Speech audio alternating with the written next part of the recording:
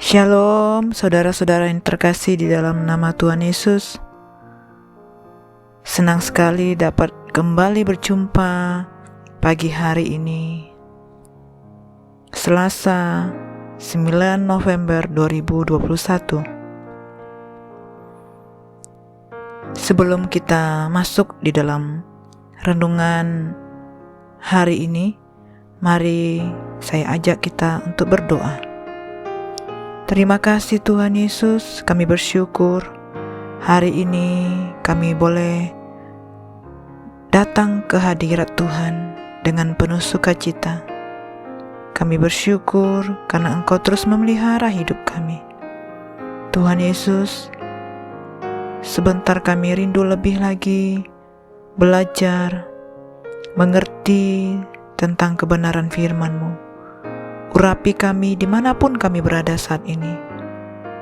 Kami percaya firman Tuhan meneguhkan, menguatkan, membangkitkan iman kami. Kami menjadi tanah yang subur untuk firman Tuhan ditaburkan. Terima kasih Bapa, berkati kami dimanapun saat ini kami berada. Kasih-Mu mengalir di tengah-tengah kami.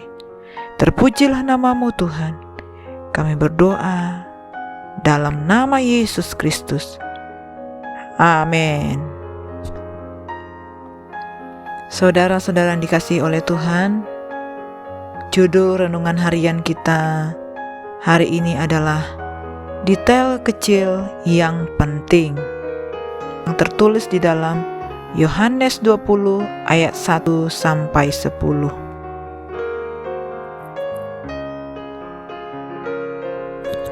Saya akan membacakan ayat ini buat saudara-saudara.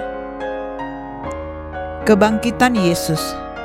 Pada hari pertama minggu itu, pagi-pagi benar ketika hari masih gelap, pergilah Maria Magdalena ke kubur itu dan ia melihat bahwa batu telah diambil dari kubur. Ia berlari-lari mendapatkan Simon Petrus dan murid yang lain yang dikasihi Yesus, dan berkata kepada mereka, "Tuhan telah diambil orang dari kuburnya, dan kami tidak tahu di mana ia diletakkan."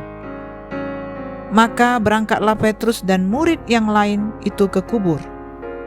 Keduanya berlari bersama-sama, tetapi murid yang lain itu berlari lebih cepat daripada Petrus, sehingga lebih dahulu sampai di kubur.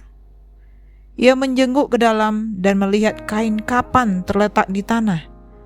Akan tetapi ia tidak masuk ke dalam. Maka datanglah Simon Petrus juga menyusul dia dan masuk ke dalam kubur itu. Ia melihat kain kapan terletak di tanah, sedang kain peluh yang tadinya ada di kepala Yesus tidak terletak dekat kain kapan itu, tetapi agak di samping di tempat lain yang sudah tergulung. Maka masuklah juga murid yang lain, yang lebih dahulu sampai di kubur itu, dan ia melihatnya dan percaya. Sebab selama itu mereka belum mengerti isi kitab suci yang mengatakan bahwa ia harus bangkit dari antara orang mati. Lalu pulanglah kedua murid itu ke rumah. Demikian bunyi firman Tuhan. Kebangkitan Yesus pertama-tama diketahui oleh Maria Magdalena dan beberapa perempuan lainnya. Maria segera memberitahukan hal itu kepada dua murid yang dapat ditemuinya.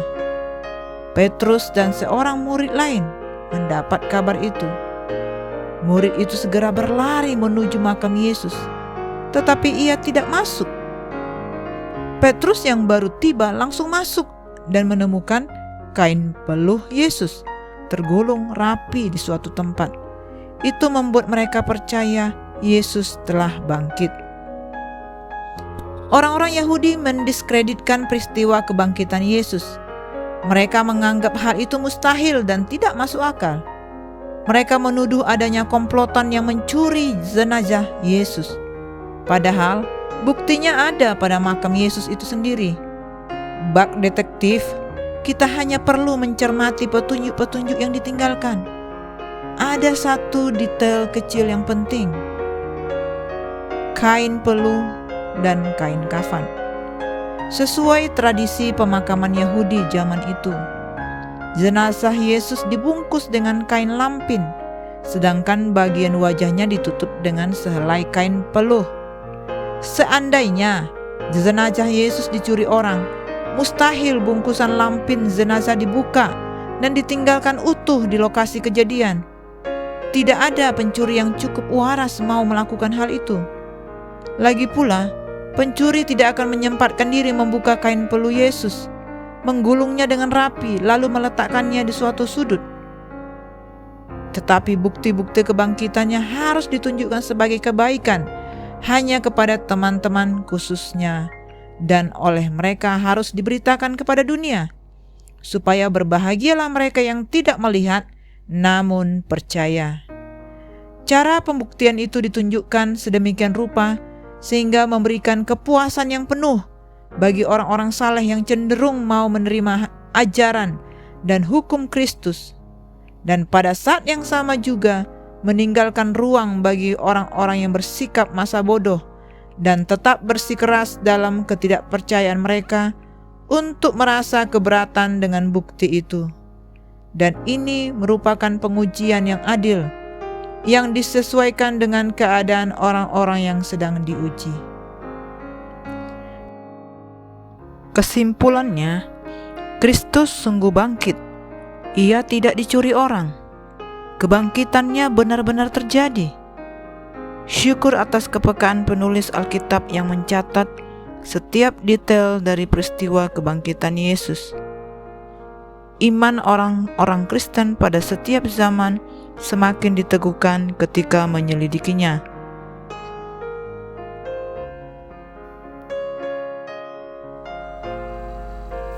Sekarang, tugas kitalah untuk memberitakan hal tersebut kepada orang-orang yang masih meragukan kebangkitan Tuhan Yesus. Mari kita berdoa agar makin banyak orang yang diyakinkan akan kebenaran kebangkitan Tuhan Yesus. Kita bersukacita karena Dia bangkit, ada hari esok. Karena Dia hidup, ada kehidupan yang kekal.